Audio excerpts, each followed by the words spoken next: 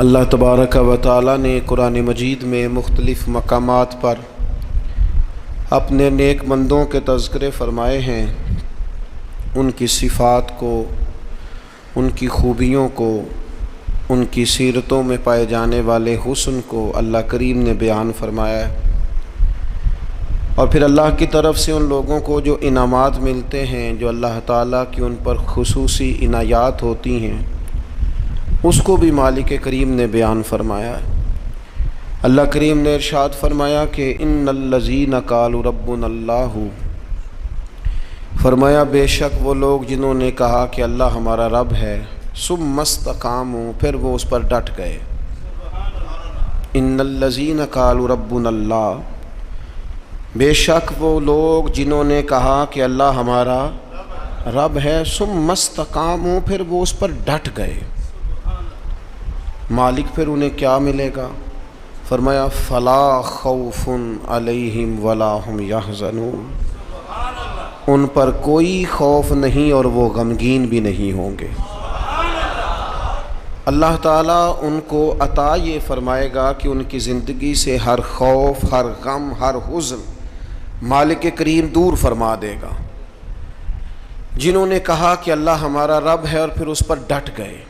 بہت سارے لوگ دین کا دعویٰ کرتے ہیں، اچھا مسلمان ہونے کا اعلان کرتے ہیں، بہت سارے لوگ خود سے بتاتے ہیں کہ میں بڑا بااصول ہوں، فلاں فلاں جگہ پہ میں بعض معاملات کے اندر بڑا سخت ہوں، لیکن ڈٹتے نہیں، کھڑے نہیں رہتے، استقامت اختیار نہیں کرتے۔ ہمارے صوفیاء فرماتے ہیں استقامت جو ہوتی ہے یہ کرامت سے بہتر ہوتی ہے۔ آپ کے اندر ڈٹ جانے کا مزاج ہو، آپ کی طبیعت کے اندر کسی جگہ کھڑے ہونے کا جذبہ ہو، آپ استقامت کے ساتھ کوئی کام کرنے کے عادی ہوں، یہ زیادہ ضروری ہوتا ہے۔ ہمارے ہاں کچی پکی سوچیں، 2-4 دن کسی کام کو کرنا ہے، پھر 2-4 دن کے بعد کوئی اور کریں گے۔ تو اپنی زندگی کے اندر استقامت پیدا کریں۔ استقامت سب سے بڑا فائدہ یہ کرتی ہے کہ خوف اور غم کو دور کر دیتی ہے۔ تو جو بندہ ٹینشن فری ہو جائے، جس کے غم سارے دور ہو جائے، خوف سارا نکل جائے، تو میرا خیال ہے یہ زندگی میں بہت بڑی نعمت ہے کہ خوف اور غم سے بندہ آزاد ہو جائے۔ تو قرآن مجید نے اس کا نسخہ یہ بیان کیا ہے کہ پہلے کہو ہمارا رب اللہ ہے، پھر اس پہ ڈٹ جاؤ۔ بہت سارے لوگ تھے جو ڈٹے، ان کی تعداد بہت زیادہ ہے۔ نبی پاک صلی اللہ تعالیٰ علیہ وسلم کے تمام صحابہ ڈٹ گئے دین پر، پوری طرح انہوں نے اپنے اپنے مقام پر سٹینڈ لیا، پوری طرح اپنے قبیلوں، اپنے گھر والوں، اپنے رشتہ داروں، اپنے گلی محلے والوں کی، برادری والوں کی سخت ترین مخالفت برداشت کی، سوشل بائیکاٹ ہوئے، اعصاب شکن باتیں انہیں سننے کو ملیں، لیکن وہ ڈٹ گئے۔ نتیجہ کیا نکلا؟ اللہ نے انہیں ہر خوف اور ہر غم سے آزاد فرما دی۔ یہ بہت سارے لوگ ہیں، ان کی بہت ساری تعداد ہے، لیکن کچھ لوگ اس جماعت میں امامت کے درجے پر فائز ہیں۔ ان میں ایک بڑا نام امیر المومنین سیدنا فاروق اعظم رضی اللہ تعالیٰ عنہ۔ مسند احمد میں نبی پاک صلی اللہ تعالیٰ علیہ وسلم کا فرمان موجود ہے۔ حضور فرماتے ہیں میری امت میں دین کے معاملے میں جو بندہ سب سے زیادہ سخت ہے وہ عمر ابن خطاب ہے۔ دین کے معاملے میں عمر کے مزاج کے اندر سختی ہے، یہ شدت کے ساتھ لوگوں کو دین کی طرف مائل بھی کرتے ہیں، رغبت بھی دیتے ہیں، جذبے کے ساتھ، انشراح صدر کے ساتھ، ذوق شوق کے ساتھ دین کے معاملے میں۔ ذات کے ہمارے اندر بھی سختی ہوتی ہے، شدت ہوتی ہے، لیکن زیادہ تر اپنی ذات کے معاملے میں ہوتی ہے۔ کوئی جو مرضی کرتا رہے، ہمیں اس سے کچھ لینا دینا نہیں، لیکن اگر ہمیں برا کہے گا پھر ایسا پوچھ نہیں لینا، پھر پورا مقابلہ نہیں کرنا، پھر گزر کے جائے کہاں، پھر تو دیکھ لینا کہاں تک بات جاتی ہے۔ تو حضرت فاروق اعظم رضی اللہ تعالیٰ عنہ کا یہ کمال تھا کہ انہوں نے پوری طرح طے کر لیا تھا کہ میرا دین ہی میرے لیے سارا کچھ ہے۔ دین کو اوڑھنا بچھونا بنا لیا۔ جب کچھ لوگ کچھ چیزیں طے کر لیتے ہیں پھر ان پر ڈٹ جاتے ہیں، تو ان لوگوں کی زندگی کچھ مشکلات سے ضرور گزرتی ہے، لیکن ان کے پاس کوئی رستہ تو ہوتا ہے نا۔ کوئی ان کے پاس راہ تو ہوتی ہے نا گزرنے، کوئی آگے بڑھنے کا رستہ تو ان لوگوں کو میسر آتا ہے نا۔ تو میرے عزیز یاد رکھیں گے اور اس بات پر ہمیشہ کاربند رہیں گے کہ دینی معاملات کے اندر، حدود اللہ کے مسئلے میں، نفاذ شریعت کے مسئلے میں، رب رسول کے قانون کے مسئلے میں سیدنا فاروق اعظم رضی اللہ تعالیٰ عنہ کے مزاج کے اندر بہت زیادہ اللہ تبارک و تعالیٰ نے جذبہ رکھا ہوا تھا۔ پھر دوسری بات یہ تھی کہ حضرت عمر فاروق رضی اللہ تعالیٰ عنہ نے نا دنیا داری کی طرف توجہ نہیں کی۔ انسان کی سب سے بڑی کمزوری یہ ہوتی ہے کہ جب وہ مال کی طرف مائل ہونے لگ جاتا ہے نا، جب وہ دنیاوی آسائشوں میں زیادہ الجھ جاتا ہے، جب اس کی توجہ زیادہ تر دنیا میں نت نئے آنے والی سہولت کی طرف بڑھتی ہے، نت نئے آنے والے فیشن کی طرف بڑھتی ہے، نت نئی آنے والی چیزیں اسے اپنی طرف مائل کرتی، تو وہ روحانی طور پر کمزور ہوتا جاتا ہے۔ حضرت فاروق اعظم رضی اللہ تعالیٰ عنہ سردار تھے، اپنے قبیلے کے سمجھدار آدمی تھے، معاملہ فہم تھے، تدبر والے تھے، پھر اللہ نے موقع دیا اور انہیں اس منصب پر بٹھایا جو بہت بڑا منصب تھا، وہ مسلمانوں کے امیر بن گئے، نبی پاک علیہ السلام کے جانشین بن کر وہ بیٹھے، اور ان کے دور میں اللہ نے وسعت بھی عطا کی، بڑی بڑی فتوحات ہوئیں، بہت زیادہ مال غنیمت آیا، گنجائش آئی، اور دور کے تقاضوں تھے بھی حضرت عمر پوری طرح آگاہ تھے۔ انہوں نے چھوٹے بچوں کے وظیفے مقرر کیے، پولیس کا محکمہ مقرر کیا، فوجیوں کی تنخواہیں لگائیں، اساتذہ کے معاملات دیکھے، علمی مذاکرے کیے، 4000 سے زیادہ مساجد کی تعمیر کی، اتنے سارے کام حضرت فاروق اعظم نے کیے۔ معاشرے کی جتنی بھی ضروریات تھیں ان سب سے حضرت عمر آگاہ تھے،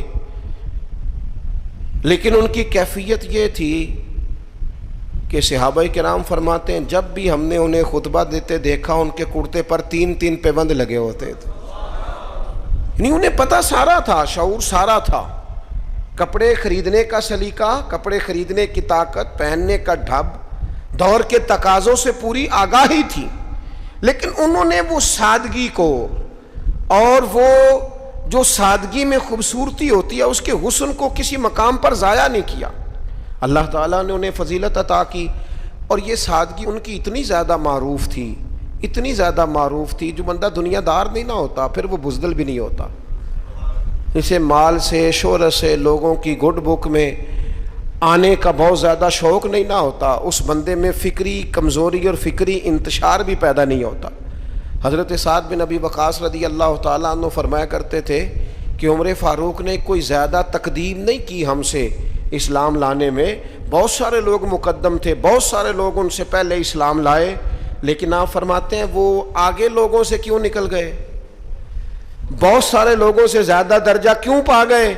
اس لیے پا گئے کہ انہوں نے دنیا داری کی طرف توجہ نہیں فرمائی، زیادہ مال کی طرف، دولت کی طرف۔ ہم دیکھتے ہیں کسی نہ کسی مقام پر آ کر لوگوں کی توجہ دولت اپنی طرف کر لیتی ہے، شہرت اپنی طرف کر لیتی ہے۔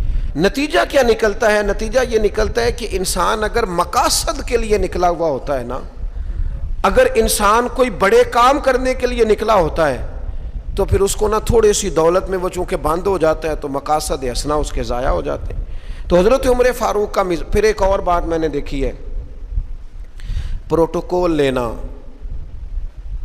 شان بتانا، اور اپنے لیے مفت کا اعزاز مانگنا، یہ بہت سارے لوگوں کا وتیرہ بن گیا ہے۔ کسی نہ کسی سفارش کے روپ میں، کسی نہ کسی نام کے روپ میں، کسی نہ کسی تعارف کے رنگ میں کہتے ہیں مجھے ذرا تھوڑا سا نا لوگوں سے ہٹ کے پروٹوکول چاہیے، میں کوئی خاص پرسنالٹی ہوں۔ یہ اتنا بڑا نقص ہے معاشرے کا، اتنا بڑا نقص ہے کہ 2 4 5 لوگ بہت سارے لوگوں کو تکلیف میں مبتلا کر دیتے ہیں، بہت سارے لوگوں کو آزمائش میں ڈال دیتے ہیں۔ ایک آدمی روڈ پہ چڑھا ہوا ہے، وہ کیا ہے؟ وہ VIP ہے، لیکن اس کے نتیجے میں کتنے لوگوں کا سفر مشکل ہو گیا، کتنی ایمبولینس تھی جن کا گزرنا مشکل ہو گیا، کتنے لوگ تھے جو تکلیف اور اذیت میں آ گئے، لیکن اس کا پروٹوکول جاری ہے۔ اور پھر اعزازات، پھر بڑی بڑی باتیں۔ صحابہ فرماتے ہیں فاروق اعظم 22 لاکھ مربع میل کے حکمران تھے، لیکن جب وہ حج پہ گئے نا، کوئی اضافی پروٹوکول نہیں، کوئی الگ سے ان کے لیے خیمہ نہیں لگتا تھا۔ خود حضرت فاروق اعظم اپنی چادر اتارتے اور درخت پر دیکھتے جہاں چند ٹہنیاں ملی ہوتی ان پر چادر ڈال کے سایہ کرتے اور ان کے نیچے آرام کر لیتے۔ جب آپ کا پروٹوکول ہوتا ہے نا، جب آپ کا اعزاز ہوتا ہے، جب آپ کی کوئی شان ہوتی ہے، تو جن سے آپ پروٹوکول مانگ رہے ہوتے ہیں نا، انہیں آپ نے تکلیف میں ڈالا ہوا ہوتا ہے۔ خوبصورتی انسان کی یہ ہے کہ وہ کسی پر بوجھ نہ بنے، تکلیف نہ کسی بندے کو اس کی وجہ سے ہو۔ بعض لوگ آ جاتے ہیں نا کہیں تو مصیبت کھڑی ہو جاتی ہے، وہ گھر والوں سے طرح طرح کے مطالبات کرتے ہیں۔ تو سیدنا فاروق اعظم کی طبیعت میں کوئی پروٹوکول نہیں، کسی قسم کی کوئی تکلیف کسی کو دینا یہ حضرت عمر گوارا نہیں کرتے۔ پھر دوسری بات یہ تھی کہ مزاج کے اندر جو بہت زیادہ عاجزی تھی نا، جو انکساری تھی، بچے کھیل رہے تھے، اب بچے چھوٹے چھوٹے کھیل رہے ہیں اور ایک آدمی جو امیر المومنین ہیں، جو 22 لاکھ مربع میل کے حکمران ہیں، وہ آ گئے حضرت عمر، تو بچے ان کو دیکھ کے دوڑ پڑے، کھجوریں بچے کھا رہے تھے، تو حضرت عمر قریب گئے تو ایک بچہ کھڑا رہا، آپ فرمانے لگے بھائی تم کھجوریں توڑ رہے تھے؟ انہوں نے کہا نہیں حضور، ہم کھجوریں نہیں توڑ رہے تھے، بلکہ جو گری ہوئی تھی وہ ہم نے اٹھا کے کھائی ہیں۔ تو حضرت عمر نے تھپکی دی۔ اب وہ بچہ چھوٹا سا کیا کہتا ہے حضرت عمر سے؟ آپ شخصیت کا قد کاٹ دیکھیں، وقار دیکھیں، مقام دیکھیں، لیکن وہ چھوٹا بچہ عرض کرتا ہے امیر المومنین یہ میں نے نا کھجوریں بڑی مشکل سے زمین سے جمع کی ہیں، وہ جو کونے پہ سامنے بچے کھڑے ہیں بڑے شرارتی اور تیز ہیں، اور وہ اس طاق میں کھڑے ہیں کہ میں ان کے قریب سے گزروں گا تو وہ میری کھجوریں چھین لیں گے، حضور اب میں کیا کروں؟ تو حضرت عمر کہنے لگے کرنا کیا ہے، میں تیرے ساتھ چلتا ہوں، تجھے گھر چھوڑ کے آتا ہوں۔ یعنی اتنا ٹائم ہے اتنے بڑے آدمی کے پاس کہ ایک بچے کو کہے چل تجھے گھر چھوڑ کے آؤں۔ حضرت فاروق اعظم رضی اللہ تعالیٰ عنہ اس بچے کے ساتھ ساتھ چل رہے ہیں، کئی گلیاں گزر کر کئی محلے گزر کر اس کا گھر آ گیا، کہنے لگے پتر اب تو گھر پہنچ گیا، مجھے اجازت ہے میں جاؤں؟ کسی جگہ مزاج میں، کسی کونے میں، کسی جگہ یہ بات نہیں پیدا ہونے دی کہ میں کوئی چیز ہوں۔ ہمارے ہاں بہت سارے لوگ ہیں 6 تو کارڈ رکھے ہوئے ہیں۔ حضرت فاروق اعظم رضی اللہ تعالیٰ عنہ کے مزاج کے اندر یہ حسن تھا، یہ خوبصورتی تھی۔ یہ خوبصورتی ہوتی ہے کہ انسان بڑا ہو پر اپنے آپ کو بڑا سمجھے نا، اس کا بڑا اونچا قد ہو لیکن وہ زمین پہ بیٹھنا پسند کرے، علمی فکری صلاحیتیں بہت زیادہ ہوں لیکن اس شخص کا مزاج یہ ہو کہ کسی جگہ اس بندے سے مل کر انسان اپنے آپ کو چھوٹا محسوس نہ کرے۔ حضرت فاروق اعظم کے مزاج کی یہ سادگی، پھر اس کے بعد ان پر نا باتیں پوری طرح طاری تھیں۔ میں بڑی معذرت کے ساتھ عرض کروں گا، آج لوگوں نے دین کے کپڑے پہنے ہوئے ہیں، وہ دیندار نہیں ہیں، انہوں نے دین کا لباس پہنا ہوا ہے لیکن دیندار نہیں ہے، انہوں نے دین کا تعارف اپنے ساتھ لگایا ہوا ہے، سابقہ اور لاحقہ لگایا ہوا ہے، میں فلاں صاحب ہوتا ہوں، لیکن ان کی گفتگو، ان سے اٹھنا بیٹھنا، ملاقات کرنا وہ ثابت نہیں کرتا کہ یہ بندے دیندار ہیں، انداز نہیں بتاتے۔ دیندار کے لہجوں سے بھی دین چھلکتا ہے، اس کے اخلاق سے، گفتگو سے دین کی خوشبو آتی، لیکن انسان کہے کہ چونکہ میری پگڑی بڑی ہے لیکن ہے صرف پگڑی تو مجھے دیندار مانو، میری وضاقتہ صرف دینداروں جیسی ہے، تو یہ نہیں ہوتا۔ میں رات ایک جگہ پہ کہہ رہا تھا کہ رسول پاک صلی اللہ تعالیٰ علیہ وسلم کا جو اخلاقی کمال ہے نا، حضور علیہ الصلوۃ والسلام نے جو اخلاقی قدروں کو عروج دیا ہے، وہ قدریں ہمارے اندر پیدا ہوں گی تو پھر پتہ چلے گا ہم کتنے دیندار ہیں۔ ہمارا صبر، ہمارا حوصلہ، ہمارا درگزر، ہمارا معاف کرنا، ہمارا خیر خواہی کرنا، ہمارا دوسروں سے محبت کرنا، ہمارا عزت نفس والا ہونا، کبھی کسی کے سامنے ہاتھ نہ پھیلانا، یہ بتائے گا ہم کتنے دیندار ہیں۔ ہمارے کردار کی عظمت بتائے گی ہم کتنے دیندار ہیں۔ لیکن اگر ہمارے مزاجوں میں یہ چیزیں موجود نہیں تو پھر ہم جبراً تو کسی کو منوا لیں گے لیکن وہ جو اعلیٰ اخلاقی اقدار ہیں وہ نہیں ہوں گے۔ حضرت عمر کا یہ کمال ہے کہ ان پر پوری طرح دین نافذ تھا، طبیعت اور مزاج پر نافذ تھا۔ تو انسان اپنے بچوں کو ہمیشہ وہ چیز دیتا ہے جو اسے سب سے زیادہ اچھی لگتی ہے۔ ایک دن حضرت عمر نے چاہا کہ میں نہ کچھ خاص نصیحتیں کروں لوگوں کو، کچھ خاص پیغام دین کا دوں، تو آپ نے لوگوں کو مسجد میں جمع کیا تو کافی سارے لوگ جمع ہو گئے، شہری بھی دیہاتی بھی۔ حضرت فاروق اعظم رضی اللہ تعالیٰ عنہ نے کتاب و سنت کے پیغام کو بڑا چن کے، بڑا تلاش کر کے اور بڑی ذوق سے، بڑی وارفتگی کے ساتھ، بڑے خاص لہجے میں ان لوگوں تک پہنچایا۔ جناب عمر نے بڑے درد سے باتیں کی اور لوگوں نے سنی، گفتگو ختم ہو گئی، لوگ اپنے اپنے گھروں کو چلے گئے۔ حضرت فاروق اعظم رضی اللہ تعالیٰ عنہ گھر گئے، اپنے بچوں سے، اہل خانہ سے فرمانے لگے، جو گفتگو میں نے مسجد میں کی ہے تم نے بھی سنی ہے کہ نہیں؟ نے کہا جناب ہم نے بھی سنی ہے۔ آپ فرمانے لگے میں نے آخر میں ایک بات بھی کی تھی۔ کہا جی ہاں آپ نے آخر میں کہا تھا جس نے میری بات پر عمل نہ کیا میں سزا بھی دوں گا، کوڑا بھی اٹھے گا، حد بھی جاری ہوگی، اگر جو حدود اللہ میں نے بیان کی ہیں اگر کسی بندے نے ان کو کراس کیا تو سزا بھی۔ کہا جناب بالکل ہم نے سنا ہے، آپ نے فرمایا ہے کہ جو نہ مانے گا اسے سزا بھی ہوگی۔ تو عمر کہنے لگے اب تم ایک بات اضافی سن لو، وہ جن کو میں نے تقریر سنائی ہے نا اگر وہ نہیں مانیں گے تو سزا سنگل ہوگی، اور اگر عمر کے گھر والے نہیں مانیں گے تو پھر سزا ڈبل ہوگی۔ تمہارے لیے سزا ڈبل ہے، تمہاری ذمہ داریاں ڈبل ہیں۔ اگر کسی کا دینی تعارف ہے، اگر کوئی بڑے خاندان سے ہے، اگر کوئی اپنا تعارف کسی اونچے قبیلے سے رکھتا ہے، اگر کسی کی نسبت کسی بڑی شخصیت کے ساتھ، تو اس کی تو سزا ڈبل بتا رہے ہیں جناب عمر۔ وہ فرماتے ہیں بھی سزا ڈبل ہے، اگر تیرا عہدہ اونچا، میں پیر صاحب کا بڑا قریبی ہوں، تو تیرے اخلاق بتانے چاہیے تو کتنا قریبی ہے، تیرے اوپر اس کا اثر ہو پتہ چل جائے گا تو کتنا قریبی ہے۔ نیرا نیڑے بیٹھنے سے تو کوئی قریبی نہیں ہوتا، نیرا 20 تصویریں ساتھ آنے سے تو کوئی قریبی نہیں ہوتا۔ تعلیم کا، تربیت کا، اخلاق کا، کردار کا حضرت عمر نے فرمایا ڈبل سزا دوں گا۔ آج ہماری ساری نصیحتیں غیروں کے لیے، ہمارے سارے پیغامات اوروں کے لیے، اور جب ہمارے اپنے گھر کی باری آتی ہے، جب اپنے گھر میں نفاذ دین کی باری آتی ہے تو بہت سارے لوگ جو ہیں وہ کمزور نظر آتے ہیں، بہت سارے لوگ جو ہیں وہ کچے نظر آتے ہیں۔ تو حضرت عمر چونکہ حدود اللہ کے معاملے میں سخت تھے۔ پھر ایک اور بات بھی تھی، حضور علیہ الصلوۃ والسلام نے فرمایا عمر تمام لوگوں سے دین کے معاملے میں زیادہ سخت ہے، لیکن وہ سختی جو تھی نا وہ غیر شعوری سختی نہیں تھی، ایسا نہیں تھا کہ کبھی حدود کراس ہو جائیں۔ ہمارے ہاں بعض لوگ دین کا دعویٰ کرتے ہیں تو ان کے مزاجوں میں اتنی شدت آ جاتی ہے، اتنی شدت آ جاتی ہے کہ وہ کہتے ہیں نہیں جی نہیں میرے سے نہیں بات برداشت ہوتی۔ بھئی آپ جرم کے مطابق ہی سزا دیں گے نا، جرم سے زیادہ تو نہیں نا دیں گے۔ آپ کسی شخص کے لیے کسی سزا کا اعلان کریں گے تو اس کی غلطی کے مطابق ہی کریں گے نا، غلطی سے 4 قدم آگے ہو کے تو آپ سزا کا اعلان نہیں کریں گے۔ بعض لوگ 2 قدم آگے بڑھ کے لوگوں کو سزا دینا چاہتے ہیں، بعض لوگ ایسے ہوتے ہیں جو اس معاملے میں اتنے شدت پسند ہو جاتے ہیں کہ وہ بھی زیادتی کر جاتے ہیں۔ حضرت فاروق اعظم رضی اللہ تعالیٰ عنہ نے دور سے ایک نوجوان کو آتے دیکھا، وہ آپ کی طرف آ رہا تھا تو آپ فرمانے لگے یہ شخص بیچارہ تکلیف میں ہے اور کسی خاص پریشانی کے لیے ہماری طرف آ رہا ہے۔ وہ شخص آیا اور سیدھا حضرت عمر کے پاس آیا تو زور زور سے رونے لگ گیا۔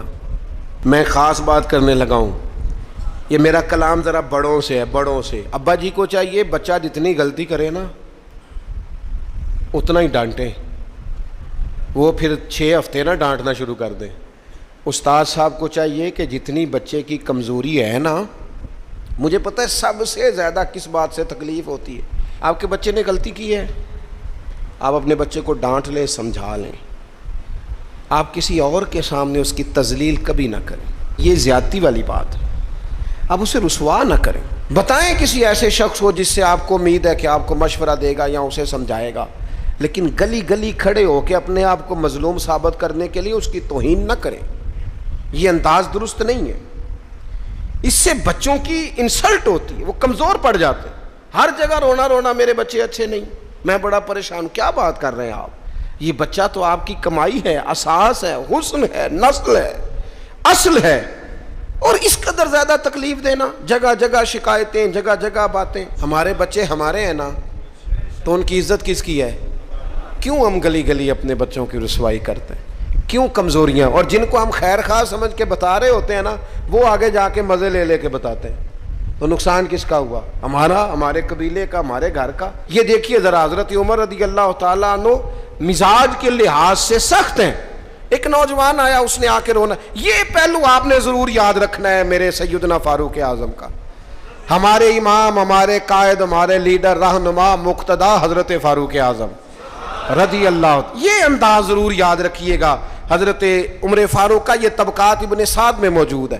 نوجوان آیا اور آ کے رو ہی پڑا. حضرت عمر نے اس کو روتے دیکھا تو فرمایا بیٹا کیا ہوا؟ کہنے لگے حضور فلاں علاقے کے فلاں گورنر صاحب کا مسئلہ ہے. حضور مجھ سے غلطی ہو گئی تھی, میں شراب پی بیٹھا تھا, انہوں نے مجھے درے بھی مارے ہیں. پھر انہوں نے لوگوں سے کہا اس کے ساتھ میل ملاپ چھوڑ دو, کوئی اس سے بات نہ کرے. حضور مجھ سے غلطی ہو گئی, میں مانتا ہوں, پر اتنی اذیت, اتنی تکلیف, جب مجھے سزا مل گئی, کوڑے لگ گئے, تو پھر یہ الگ سے جو سزائیں مجھے دی گئیں, یہ میں حضرت عمر کی بات کر رہا ہوں. میں نے جب یہ پڑھا تھا تو میں رو پڑا تھا. حضرت فاروق اعظم نے اس نوجوان کی بات سنی. سنو میں کیا کہہ رہا ہوں, اس گناہگار کی بات سنی, اس گناہگار کی بات سنی تو حضرت عمر رو پڑے اور فرمایا بلاؤ نا ان گورنر صاحب کو. وہ بھی بڑے سمجھدار, باوقار, بڑے آدمی تھے. بلایا اور بلا کے فرمایا آپ کا اس جرم پر غصہ بالکل ٹھیک, لیکن آپ کو کس نے اجازت دی کہ آپ اسے اتنی تکلیف دیں؟ آپ نے کوڑے مار لیے جو سزا بنتی تھی, اور پھر آپ نے کیوں کر کے لوگوں سے کہا اس سے ملنا جلنا چھوڑ دیں؟ فرمایا اب میں آپ کو حکمن کہتا ہوں, اگر آج کے بعد آپ نے کوئی ایسا کام کیا تو میں آپ کو سزا دوں گا. فرمانے لگے آپ نے کہا تھا نا لوگ ان سے ملے جلے نہ. فرمایا اب آپ ہی لوگوں سے کہیں ان سے ملاقات شروع کریں. جب انہوں نے توبہ کر لی, اپنا گناہ مان لیا, جب اقرار کر لیا, معافی مانگ لی, اب سزا کا کیا معنی ہوا, اب تکلیف کا کیا معنی ہوا؟ سیدنا فاروق اعظم رضی اللہ تعالیٰ عنہ فرمانے لگے اگر یہ سچی توبہ کر لے تو پھر تو ان کی گواہی بھی قبول کی جائے گی, ان کی گواہی تک ہم قبول کریں گے. وہ کسی نے کہا تھا الجھے الجھے بکھرے بکھرے روز و شب دیکھے گا کون, لوگ تیرا جرم دیکھیں گے سبب دیکھے گا کون. لوگ معافی نہیں دیتے, لوگ درگزر ہی نہیں کرتے. انسانوں سے غلطیاں ہو جاتی ہیں, لیکن اگر کسی نے توبہ کر لی, اور صحیح حدیث میں موجود ہے, نبی پاک علیہ السلام نے فرمایا اگر کبھی کسی بندے سے کوئی گناہ ہو گیا پھر اس نے توبہ کر لی, اگر کسی نے اس بندے کو دوبارہ وہ گناہ یاد کرایا تو اللہ تعالیٰ اس بندے کو یاد کرانے والے کو سزا دے گا, مرنے سے پہلے پہلے اسے بھی اس گناہ میں مبتلا کر دے گا. تو حضرت عمر نے فرمایا تم نے 2 قدم بڑھ کے اذیت دی. وہ اعتدال میں رہنے کے قائل تھے, وہ نفاذ دین کے معاملے کے اندر حدود و قیود کے قائل تھے. ہم شدت پسندی کرتے ہیں, 2 قدم آگے. اور پھر حضرت عمر کی خواہش کیا تھی, میں بات سمیٹنے لگا ہوں. ایک بڑی خاص بات جو بڑی طبیعت کو بھاتی ہے, اس پر آپ نے ضرور غور کرنا ہے. سیدنا فاروق اعظم نے ایک دن صحابہ کے بیچ بیٹھے تھے. ہمارے ہاں لوگ پتہ کیا کہتے ہیں, وہ کہتے ہیں پیسہ آ جائے, کاروبار چل جائیں, فیکٹریاں لگ جائیں, اور معیشت اور معاشرت کے مسائل حل ہو جائیں, کاروبار وسیع ہو جائے, کھیت کھلیان کھل جائیں تو شاید انقلاب آ جائے گا. انقلاب ہمیشہ اچھے لوگوں سے آیا کرتا ہے. فیکٹریوں کے بہتر ہونے سے زیادہ ضروری یہ ہے کہ قوم دیانتدار ہو جائے. کاروبار تو چل ہی جائے گا, لیکن اس سے پہلے ضروری یہ ہے کہ لوگ جد و جہد والے ہو جائیں, اخلاق والے, عبادت والے ہو جائیں. حضرت عمر بیٹھے تھے صحابہ کے درمیان, فرمایا بھئی اپنی اپنی خواہش کا اظہار کرو. تو ایک صحابی کہنے لگے میرا دل کرتا ہے میرے پاس بہت زیادہ سونا چاندی ہو, سارا اللہ کے رستے میں خیرات کر دوں. تو حضرت عمر کہنے لگے آپ کی خواہش بڑی شاندار ہے, آپ بھی کوئی خواہش کیجیے. تو دوسرے صحابی عرض کرنے لگے, انہوں نے سونا چاندی کہا, میرا دل کرتا ہے ہیرے جواہرات ہوں اور زمین ہیرے جواہرات سے بھر جائے, اور میں ایک تنکا بھی بچا کے نہ رکھوں, سارا اللہ کی مخلوق میں تقسیم کر دوں. سب اپنی اپنی خواہشات بتاتے رہے. حضرت عمر رضی اللہ تعالیٰ عنہ فرمانے لگے تم سب کی خواہشات بجا ہیں, لیکن اگر مجھ سے پوچھو نا تو میرا دل کرتا ہے زمین بھر جائے حضرت معاذ ابن جبل جیسے لوگوں سے.